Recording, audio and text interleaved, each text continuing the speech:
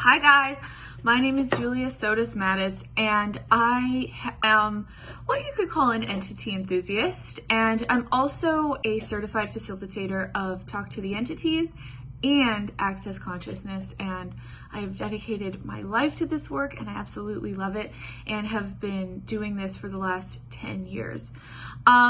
And also kind of my whole life, because I was raised in a really entity aware family, and my mom really educated me on entities and ghosts as best as she knew how. And then, when I started doing Access Consciousness, there's a ton of work in there about entities. So I really took a handle on that work with the help of my husband, who is amazing and is also a Talk to the Entities facilitator. And it's been an amazing journey for me. And I think that talking to entities, ghosts, spirits, beings of light, spirits of the earth, is one of the great gifts that we have in life, and one of the great possibilities that we get when we become aware and we start to be willing to be as weird and different as we actually are.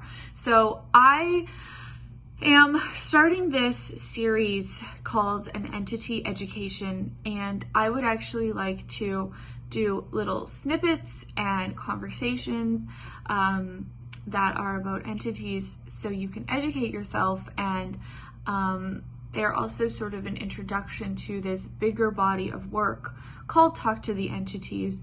There's Talk to the Entities intro, Talk to the Entities beginning 2-day class, and Talk to the Entities advanced 3-day class, and many other specialty classes, and they are a different world. So I wanted to get together with you guys to dive into this amazing world and just have some conversations about entities. So I guess this first one would be a good place to sort of just give some story and background and get to know my journey with ghosts and why this is such a valuable part of my life.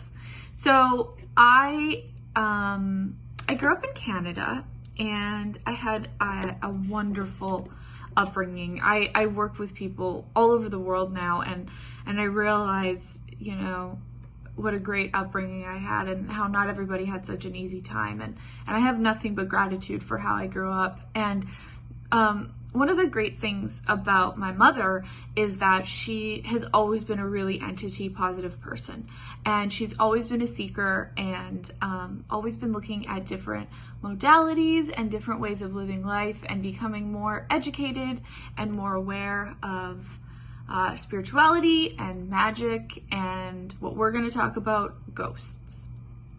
So when I was a little girl, I was 2 years old, and my mom decided she wanted to become a Reiki master.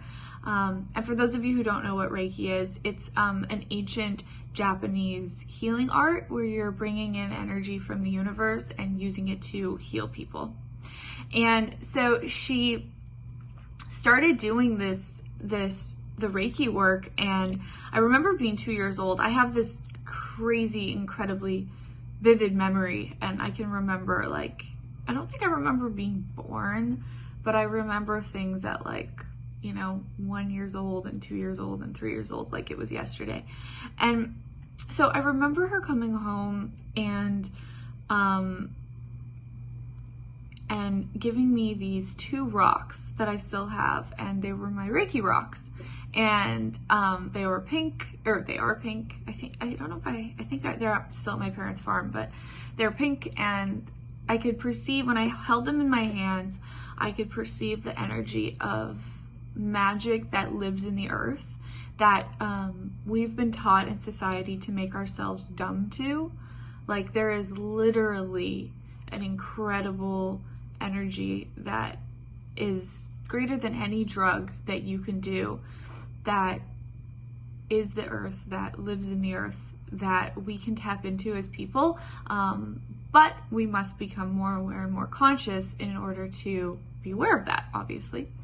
But that energy really is one of the things that makes life worth living. And so I could perceive this energy in a small way in my hands in these rocks, and they were this great gift. And so at 2 years old, that was one of the first things that sort of set me off in a direction of mysticism and consciousness.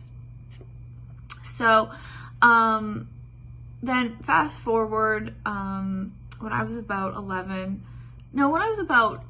7, 8, 9, my mom started really doing her ghost story phase. And so she like had stacks of ghost story books. And it was like from Canada. So those of you who are Canadian, it was like Haunted Manitoba or Haunted Winnipeg. And they were different local ghost stories from the places that I grew up in. And I just thought they were amazing. And they weren't necessarily, see, one of the things that happens with ghosts is, you know, TV and the media and society tells us that they're scary, that they are bad, and that they should be feared, or that they're trying to get